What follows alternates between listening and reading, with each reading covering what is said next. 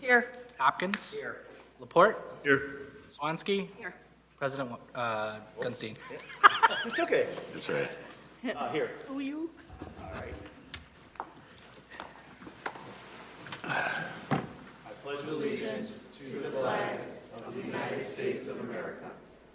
the republic for which it stands, one nation, under God, indivisible, with liberty and justice for all. All right.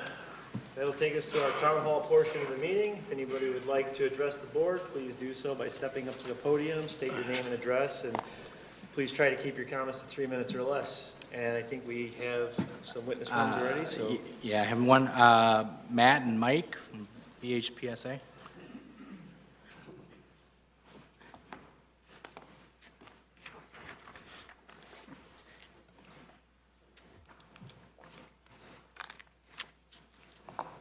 All right. Good evening. Mike Hogan, 549 Southwestern Avenue. We're here to represent Bartlett Little League. We came back in early November with a utility issue going on at Rizika, lease, not dispute, but we're looking for some clarification and some help. And we're here to provide an update on that. And I would like to just walk through a timeline so that the village is clear on the steps we've taken to resolve the matter in good faith. We were here early November, at which time I was put in contact with the Rebels president, or Raiders president. That was December 9th. I had a very productive phone conversation with Peter Spizzeri, the president of Raiders football. During that call, Peter was emphatic that he was unaware of the current financial structure or size, really, of the ongoing utility debt. I'd like to note that this matter was not new to either organization. As discussed, we began conversations back in early March 2025, and Raiders football did make a payment of nearly $3,000 earlier this year towards those costs. We had a very constructive discussion about how both organizations want to operate more cohesively, better serve our athletes and families, and ultimately help to make Bartlett a stronger community through athletics. We mutually agreed that in order to move forward productively, we needed to first get back to square zero financially. Following that conversation, Bartlett Little League prepared a thorough, transparent, and intentionally generous breakdown of the utility costs. In that reconciliation, our league absorbed approximately $1,800 in utility expenses resulted from the excessive usage during shared time. While this is not ideal, it is aligned to the way the lease was written, and we agreed to it deliberately so that there would be no room for dispute, delay, or rebuttal. Our intent was simple: resolve the matter cleanly, avoid prolonged conflict, and prevent this from repeatedly coming to the village. 4 days later, we provided the Raiders football with a detailed spreadsheet, PDF copies of every utility bill, and then a most recent utility bill that had come in. As discussed, this also reflected a new agreement that Raiders would pay monthly bills as they're issued. That was the way the lease was originally written, rather than letting it accumulate over time. After sending that documentation, I received no response and no payment. Then December 13th, I called Peter directly. That call was not answered, nor did I receive a return call. December 18th, I followed up via message asking for an update and for feedback from Raiders leadership on the breakdown provided. Again, no response. At this point, Bartlett Little League has made every reasonable effort to resolve this situation respectfully, transparently, and collaboratively. Unfortunately, the continued lack of response and follow-through leaves us no practical path forward on our own. Meanwhile, our organization continues to pay the utility bills that are not ours under the agreement. This is an unsustainable position for a volunteer-run youth organization, and it places us, and by extension the village, in an unfair position. At this time, we respectfully request immediate village intervention to bring this matter to resolution and close it out once and for all, a formal reevaluation and rewrite of the current lease agreement so expectations, responsibilities, and enforcements are clear, and consideration that Raiders football no longer be permitted access to Rizika under the existing structure as it's proven unenforceable and inequitable. Our goal has never been confrontation. Our goal has always been accountability, fairness, and stewardship of village property. We appreciate the village's time, involvement, and assistance in helping bring this issue to rest so all parties can move forward appropriately. Thank you. Do we have, oh, So, staff met with the Park District today, and when you guys walked in, I asked staff, we're gonna schedule a meeting. Okay. We'll get that scheduled for you guys. can we all be kept in the loop on this? Because I feel like this has been going on since May, when there were some emails back and forth in May on Ruzicka and this lease.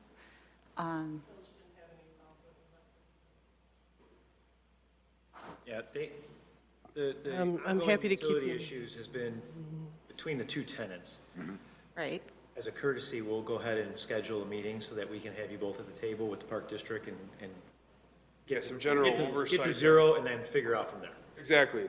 So did the meeting with the Raiders ever happen internally here?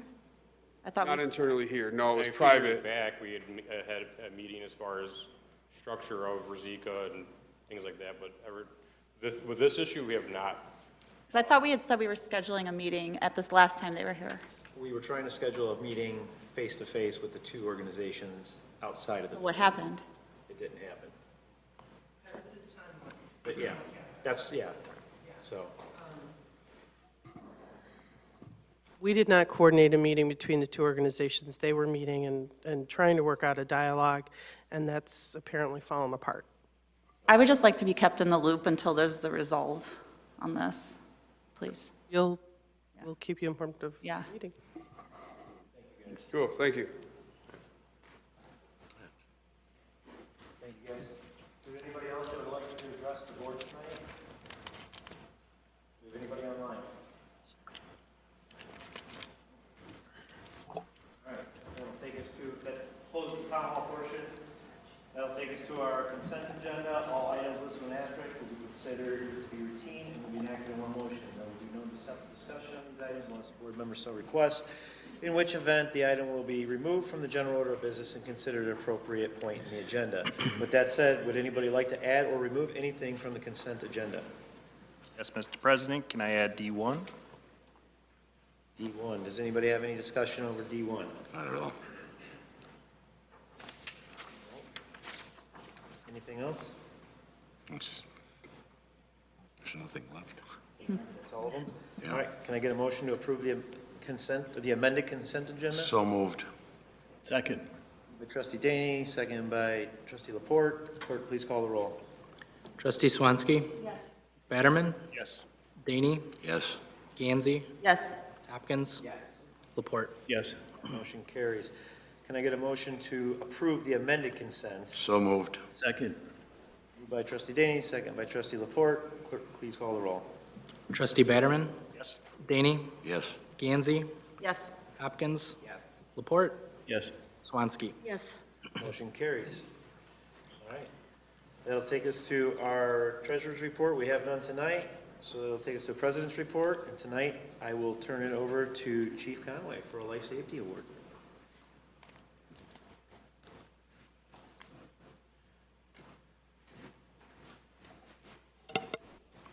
Thank you. Good evening, everybody. If I could have Mr. Anthony Mazzone, Officer Angelique Herrera, and Officer Brittany Garcia come up to the front, please.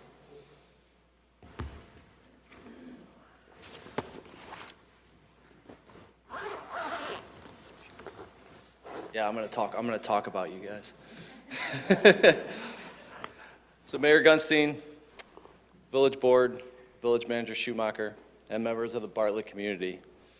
This evening, I have the distinct honor of recognizing 3 Village of Bartlett employees whose quick thinking, teamwork, and decisive action quite literally saved a life.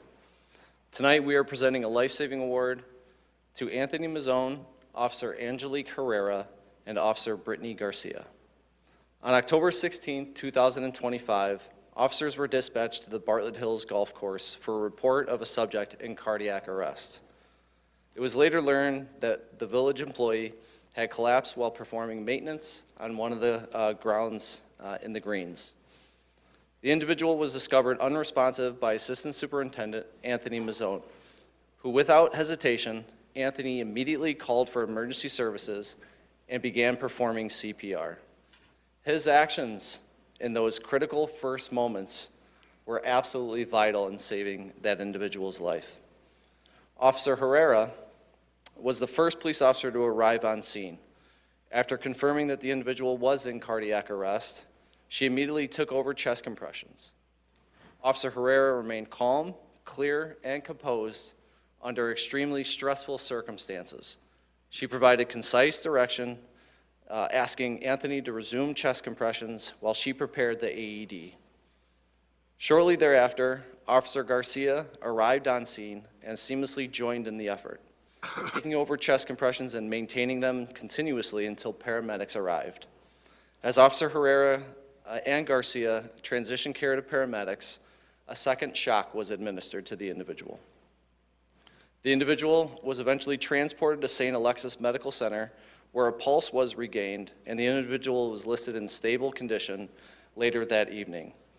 Police personnel spoke with the individual's significant other, who shared that the individual had been stabilized and transferred to Alexian Brothers Hospital for continued cardiac care. What is especially important to recognize is that every link in the chain of survival worked exactly as it should. Early recognition, immediate CPR, rapid defibrillation, and coordinated teamwork. That does not happen by accident. It happens because of training, professionalism, and the willingness to act without hesitation. If not for the immediate and effective life-saving measures provided by Anthony Mazzone, Officer Herrera, and Officer Garcia, this individual may not have regained vital signs. Their actions represent the very best of public service. They exemplify courage, selflessness, and a commitment to the safety and well-being of others, values we are proud to uphold in the Village of Bartlett. On behalf of the Bartlett Police Department, the Village of Bartlett, and a very grateful community, it is my privilege to present life-saving awards to Anthony Mazzone, Officer Angelique Herrera, and Brittany Garcia.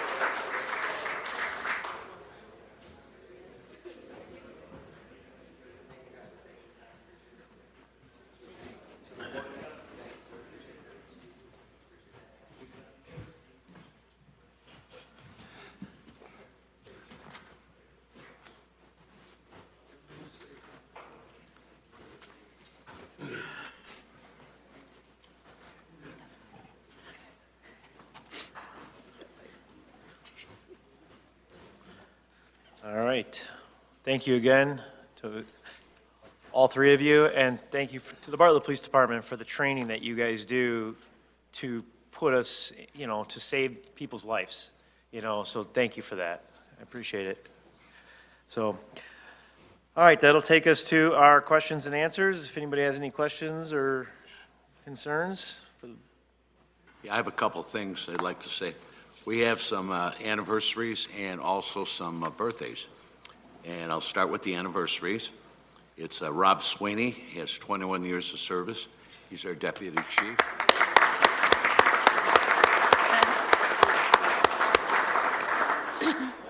And we have Matt Cutler, our finance director. He has 22 years.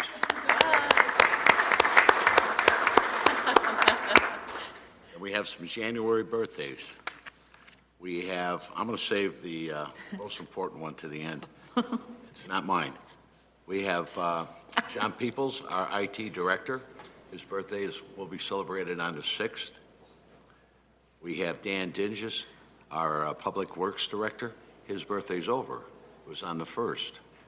So I can't imagine a birthday being on the 1st. That's as bad as my wife. She's at Christmas, and it's terrible. And then we have Renee, our valued trustee, who's sitting on the board that I get to share with her. Her birthday's coming up on the 29th. And then lastly, we have Paula Schumacher. Her birthday's coming up shortly. She doesn't want me to tell the date. So happy birthday to you all. Round of applause, please. And in closing, I just want to wish everyone a very, very happy New Year. So I'm done. Trustee Daney, anybody else? just want to piggyback on what Mike Hogan brought up with Rosita. I think if it's not resolved soon, we should put it on an agenda. And I know it's between two parties, not really a village problem. My concern is the way that the upkeep at Rosita is being dealt with or not dealt with. And I think it falls on one of the organizations.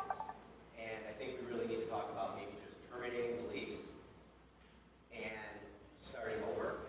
And that's the way we should approach it. So if it doesn't get resolved, I think before our next meeting, I mean, it should be open and shut. It's either you maintain it, you pay your bills, you get along, or you don't. There's really no gray area here. So if it's not resolved by our next meeting, I think we should really talk about terminating the lease due to lack of maintaining it. Well, let's see if we can schedule a meeting before that point in time. Yeah, absolutely. So- Like I said, Reminder, our next meeting's a week from today, so. Yeah, so our next meeting is next week, so, yeah. So that's not going to happen. But I'll, But I agree, because we have people paying fees to be part of the organizations, and you're expecting the bills to be paid from your fees that you're paying for your kid to play. all right. Anything else? All right, that said, it'll take us to standing committee reports. Everything was covered on our consent agenda. So, new business? Anybody have any new business for staff? If not, can I get a motion to adjourn? So moved. Second. Moved by trustee Daney, second by trustee Sawanski. Clerk, please call the roll. Trustee Daney? Yes. GANDSEY? Yes. Hopkins? Laporte? Yes. Swansky? Yes. Batterman? Yes. Motion carries. We are adjourned.